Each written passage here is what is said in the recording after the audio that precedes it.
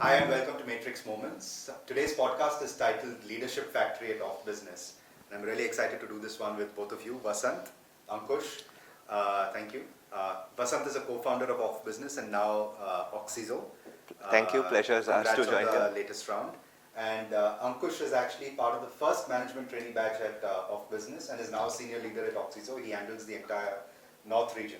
Okay. And so today's podcast, given that it's focused on the Leadership Factory and the Management Trainee Program specifically, it's fantastic to have you. I know, Vasant, you were instrumental in building this as well. Thank you so much, Rajinder. And interestingly, Ankush also takes care of our entire Management Trainee Program. So the right guy here to share his opinion on, what we are building and, the leadership management at OfBusiness. Awesome. Thank you. Thank you so much for the lovely introduction, Rajinder. So let's dive straight into the discussion. Why is the podcast topic today of Leadership Factory at OFB so very important? Actually, Vasant, you should take this one. This one is your idea. Right. So, first of all, thanks, Rajinder, for this podcast. So, I think fundamentally recruitment and training is a problem that every startup today grapples with, right? Whether it's a large organization or whether it's an early stage startup, I think fundamentally they've not been able to scale up, fundamentally because they've not had great people there. The other issue that's also very important is that in a B2C company, you always have a product which gives a great customer experience, right? It's a uniform customer experience. But in a B2B startup like ours, where the front facing of a customer is today individuals, how do you ensure that you have a program where everyone gets trained, there is uniformity in the way they approach every customer? Today, a customer who works with us from Faridabad to a Trichy to a Bangalore to a Pune, how do you ensure that for him the front facing person represents OfBusiness in their truest way? So I think that boils down to the importance for having a great recruitment and a people management solution, and I think that's why this conversation is very, very important to us. Yeah, no, I think well put. I actually would like to start outcome backwards, right? First and foremost, very few startups hit scale. Not many of them reach the scale that you all have. Even fewer actually hit the scale where there are two large independent businesses which are now both unicorns. So congratulations to you both and to everyone at OfBusiness and Oxizo. I think in the India context, I can think of now 4 examples. There's Flipkart, PhonePe, there's Ola Electric, close to home, there's FirstCry, Express Beans, and now OfBusiness and Oxizo. So I think it's not by accident. I think it's down to the people who are part of the team. And core to that is basically, I think in the OfBusiness case at least, the management training program that you'll have. I guess if I take a step back, what's a successful MT program, right? How should one measure it? At least in my mind, it would be a very large percentage of entry-level management positions are filled through the MT program. A very large percentage, let's call it 70-80% of senior leaders are actually folks who graduate through the program. Obviously, this program lays the foundation for the culture at the company. A large part of the competition is healthy, it's internal, people who know each other for many years. And then finally, I think there's this enormous bandwidth that gets created for expansion, and you're also able to keep costs low while you expand because MTs are much less expensive than lateral hires. For OfBusiness, actually, when I look back, all of these actually check out, right? You all have been able to make sure that all of this works, and frankly, the expansion into new businesses like Oxizo are also down to the fact that there is this internal org bandwidth that is there. I know that the co-founders get a lot of credit, Vasant, but for everyone who's been involved from the investor side, there's at least like 10, 15, 20 people now who we all know and who we all recognize as being key contributors to the success of the company. And so I would say that this is what's special about the company, and you guys should talk more about it. Ankush, you were part of the first batch. Now that you run some of this MT program, like where do you all go? Who do you look for? Who's a fit at OfBusiness? How do you all integrate them? Actually, you should share some of your own personal journey as well. Sure, Rajinder. Actually, this is a very pertinent question. This is thrown at us at campus after campus, year on year. So as to what is it that we're looking for? Why is it that we hire people at a particular campus who are usually not the ones believed to be an OfBN?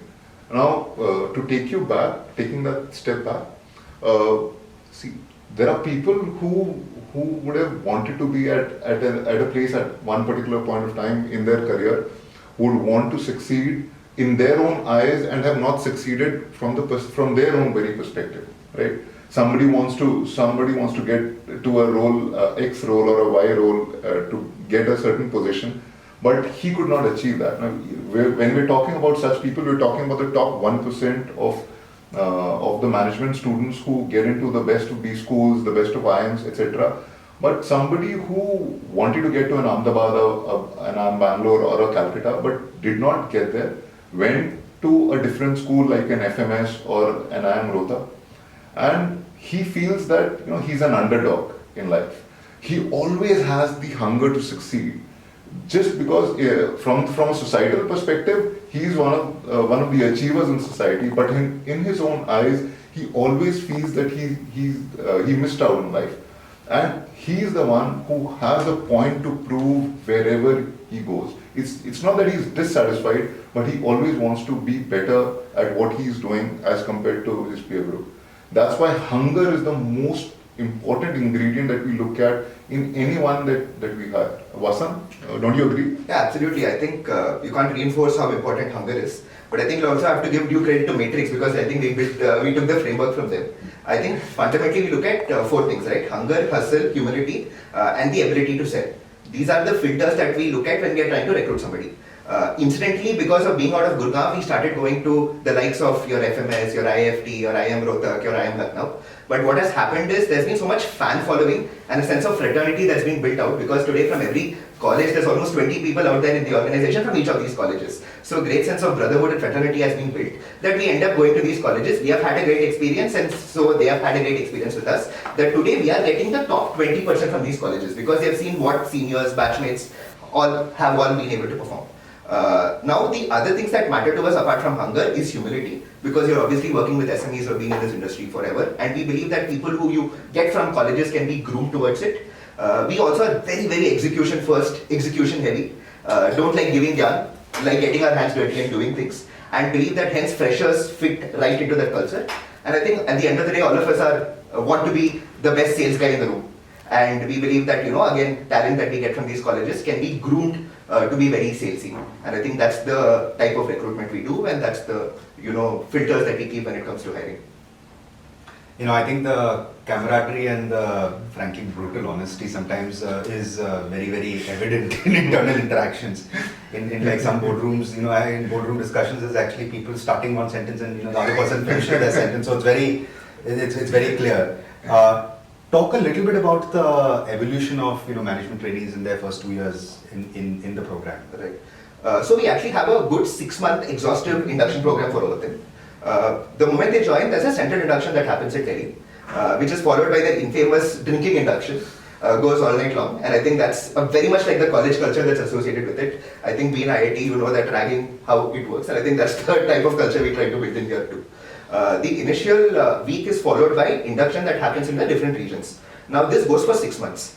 The best part is for 6 months it's almost non-evaluative. There's literally no target. They end up mirroring and shadowing senior folks across the organization for different meetings, and they sort of realize whether they want to be here and whether the aspiration is to become one of them. In parallel, we also have an induction module, and this is digital content that's made by all of us. 50 modules with exams where they go through every month. At the end of 6 months, you have someone who has mirrored every senior folk in the organization, who has learned every trick in the trade, who has been taught everything from how to negotiate, how to start a meeting, processes, products, and I think he has been well equipped with everything to succeed. And I think that's the induction program that we have sort of made. Yes, so I think as an organization we are very hard on people who come laterally because we end up using the same framework for them. We end up checking that are they hungry, do they hustle, do they have the ability to sell, and is there humility? And we would often realize that people who come from the industry believe that humility, they believe that it's very tough for them to unlearn. So humility doesn't tick the checkbox all the time. The other thing is that many of them don't like to hustle. They like to get things done rather than do it themselves. So that sort of doesn't filter well within the organization. But for us, what's more important is whether someone comes through an MT program or whether someone comes through laterally. I think these 4 filters are very important. We also have, I think, almost 5-6 senior folks across M&A, across the NBFC, across OfCommerce, who are people who have come from the industry. But I think irrespective of the domain experience that they bring in, I think what's important that they check out is that these 4 filters always check out for them, and I think that's what makes them successful within OfBusiness. How many MTs succeed within the firm? So what happens is the transition happens between the 6-month to the 1-year period. I think that's where we see the transition, because after 6 months one is well equipped to succeed, and then they also realize whether this is where they want to be. So after 6 months, some people realize that this is not their bread and butter. They realize this is not what they want to be doing, and then we see some attrition there. But beyond 1 year, whoever has been there in the organization, today our attrition is, less than 2-3%, some for personal reasons. All these management trainees, I think after 2 years, we believe in a concept of carrying meritocracy, which means we will care for you after being meritocratic. The first 2 years you are evaluated based on numbers. But the moment you prove your point and you prove yourself, then the world is an oyster. You can do whatever you want, right? All of them end up becoming new geographical leaders. Some of them become empire builders, have 50-60 people reporting to them. Case in point being Ankush. And today, if you look at OfBusiness, right, we have our business has grown about 3x. Our lending business has grown 2x. We have gotten into multiple new products, multiple new categories. We've even got into manufacturing ourselves. Everything today is led by a management trainee who's been with us for 3 years. And so that's the type of growth that management trainees see. No, I think fantastic. And I think this is actually very instructive, and it's an actual fundamental org building choice that all startups have. We've all been part of different organizations. You were from ITC, I was from Unilever. We've all read of these famous management trainee programs in traditional industries, but in the startup ecosystem, it's actually very rare, right? And you're one of the few companies that actually does it. Now, the reason it is hard is because most startups are actually trying to scale really fast, right? And so for them, the cost of failure is too high, and so they typically hire someone from industry as a lateral who has this particular skill set, who can execute a particular charter. And once that person has executed that charter over the next 1-2 years, the reality is there may not be that next role for that person. So that's where there tends to be a lot of people moving from org to org, and you're constantly as a founder in this loop of hiring and building the org again, right? And so that's very time consuming. I think the model that you all have actually set up for yourselves is actually very sustainable long term. And I've increasingly been telling most of the startups that I work with that start thinking about this almost from the time that you're kind of hitting Series B, right? Because now you're at a scale where you can actually go to campuses and actually recruit 10, 20, 30 people as part of your first MT batches. I don't know how big was the first MT batch? The first MT batch was 5. See, you can actually start as small as 5, right? And today it's 40. And still get it right. But when you go through that route, right? It's very scalable. You can actually scale from 5 to 40. There are enough great campuses out there, and you can hire from the best, or you can hire the best from the next best institutes, all of that, right? I think the other thing is that you can actually induct these people and scale them at your own pace, right? There will be a lot of internal competition for growth, but there is a clear system by which everyone is evaluated, right? No, and I think there are large companies out there that obviously have very large teams, but what ends up happening with the MT program is that it's usually an afterthought, right? Where you say, okay, I'm doing my overall planning for the year, I need to be, 300 new people that we need to hire this year, okay, and then you go out and hire largely laterally, and then they're like, acha, theek hai, let's hire also some 30-40 MTs, right? And then these MTs kind of fit in somewhere, maybe they have some kind of a training program, but they're part of a larger, org and a machine, right? And so they have to find their place. Right. Versus I think at OfBusiness, the MT program is the core, right? And so that's where actually most of the growth happens within the firm, and like you said, a lot of the businesses are now today led by MTs. And also add one point to this, I think while a lot of people we are seeing try to imbibe the similar management training program, I think the problem is ultimately these guys are freshers, right? So it's very important that the boundaries and frameworks are created for them to succeed. You can't put them in the middle of a problem and tell them to solve it without telling them that, hey, these are the people to go to, these are the processes in place, these are the systems in place, these are the boundary conditions that you have to work under, so that they can actually succeed to their greatest potential. I think the problem problem with many startups is because they are not very process conscious. There isn't captive knowledge within the startup, easily accessible to the management trainees. They are not able. They are, often, trying to manage internal systems rather than succeed to their greatest potential. So what's very important is that you ensure you handhold them, guide them with the right processes, give them the right framework so that they can succeed to their greatest potential. And that's important for a successful. So that's a good learning. Because you'll have an MT program, you're saying the default is that you'll have very process driven. Correct. And It in some ways, goes both ways. and in some ways, the fact that you'll have these 50 learning modules means that you all will actually have learning objectives against each of these that are defined, and people are actually then evaluated against them. Absolutely. Great. So it started out as when in the first batch when 5 MTs were hired. At that point of time, it was not too very structured. We learned on the job, and then along the way, we realized that we have to give it a structure wherein certain modules need to be there, and essentially throughout the program, the DNA that we wanted the org to carry, that translated through the MTs, and they gelled in such a manner that even down south from the HO at Gurgaon till anywhere in Trichy, Coimbatore, if there's any MT, you can be rest assured that the same DNA is flowing throughout the east, west, or the south, southern parts of the country. In fact, you won't believe it's freakishly weird that sometimes when you go for meetings with people who you have not seen, you see them pitch the same way you would have pitched directly. And you're like, no, I have not gone for a meeting with him, but why is he using the same dialogue I use? And I think that level at which it penetrates into the culture, I think is a testament of how this form of org building actually works. Guys, I'm going to flip to Oxizo. Congratulations, a great round, and honestly, it's a testament to the quality of the business that you all have built. Tell us a little bit about what was the initial idea behind setting up Oxizo and why build this as a separate business now? So when we started, we realized that any B2B business has layered credit associated with it. Whether it's for retention, whether it's for scale, whether it's for profitability, you cannot build a B2B business without a captive financial services as a part of it. But I think over the last 4 years, what's happened is with $2 billion of disbursements, very good origination, great credit monitoring network, and more than 10,000 notes that has come from the captive business. Today, less than 30% of our lending business caters to the captive commerce business. So we realized that the opportunity is so large that this can both raise capital independently and also scale independently. And I think that's the process to have raised the round in Oxizo.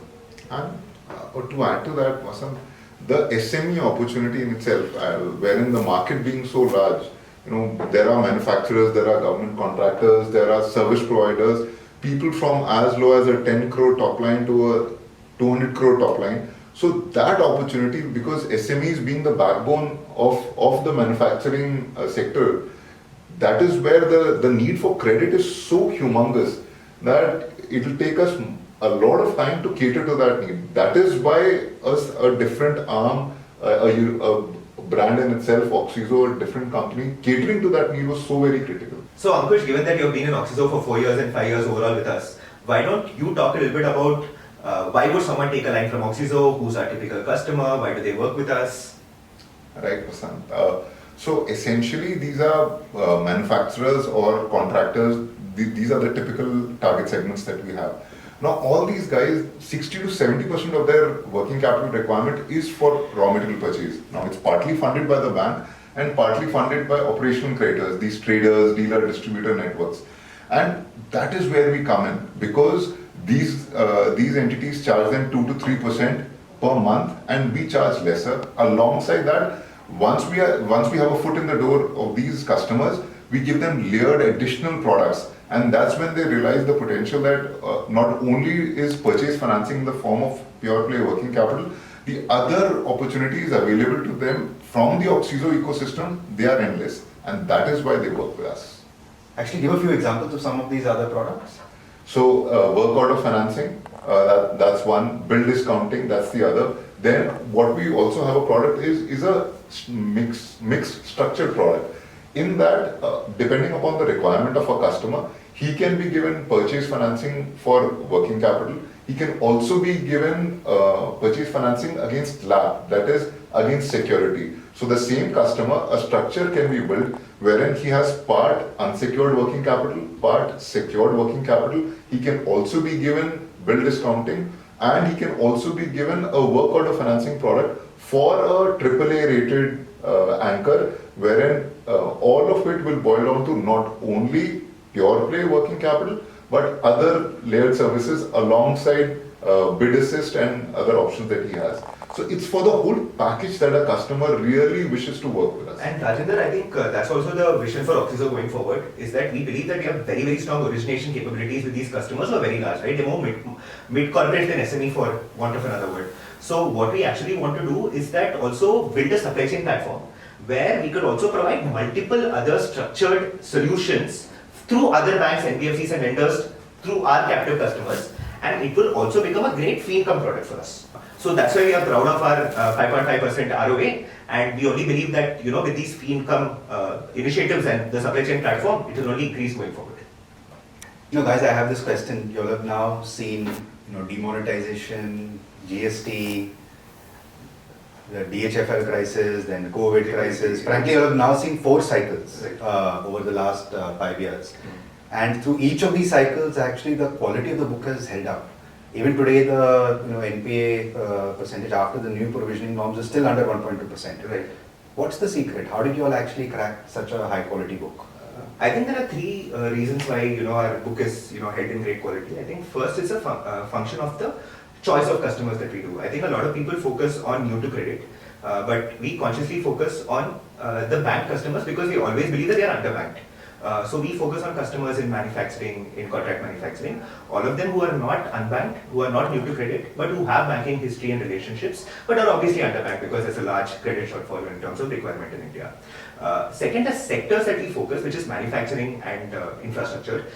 Even after COVID, you realize that the greatest bounce back has come from these sectors. Unlike sectors like retail, service providers, etc., who have still struggled after COVID, I think these sectors have given the greatest bounce back, whether it's because of more manufacturing in India, whether it's becoming another destination apart from China. There's a lot of growth, and this sector has held up much more resilient.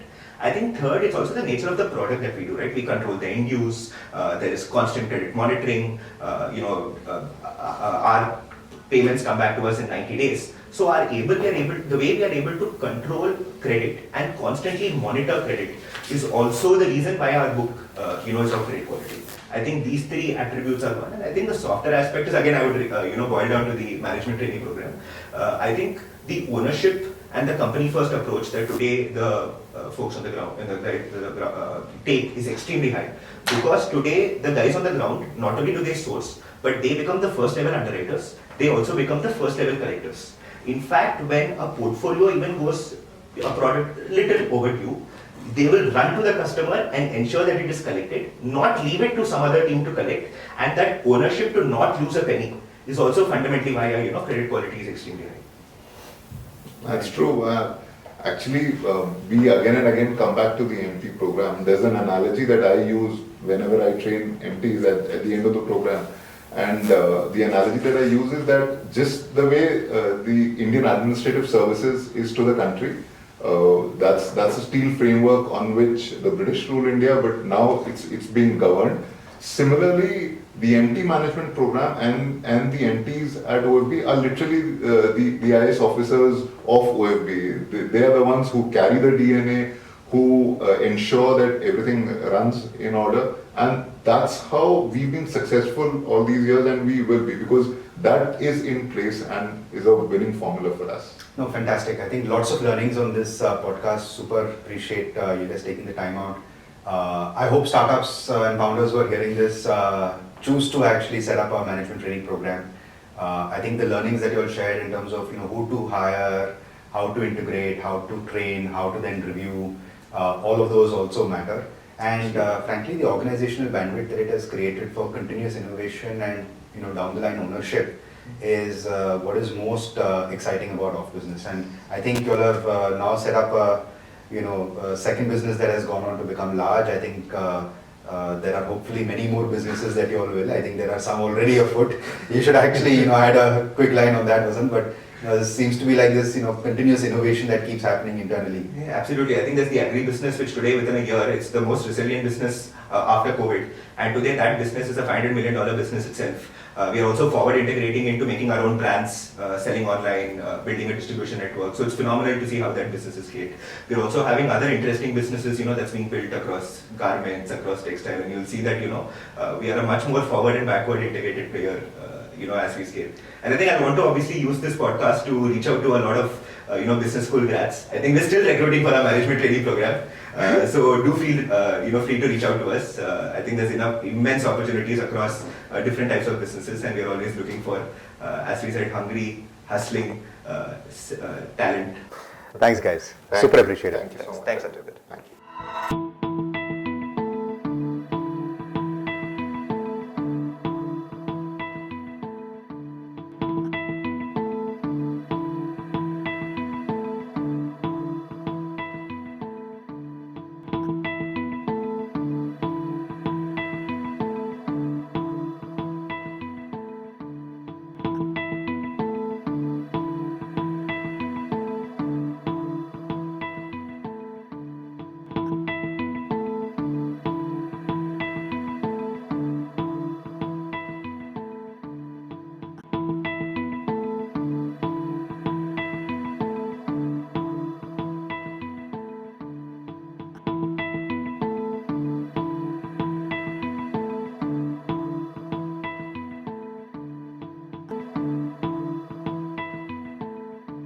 Thanks for tuning in. For more Matrix Moments episodes, you can head to www.matrixpartners.in/matrixmoments. You can also follow us on Twitter, LinkedIn, and YouTube for more updates.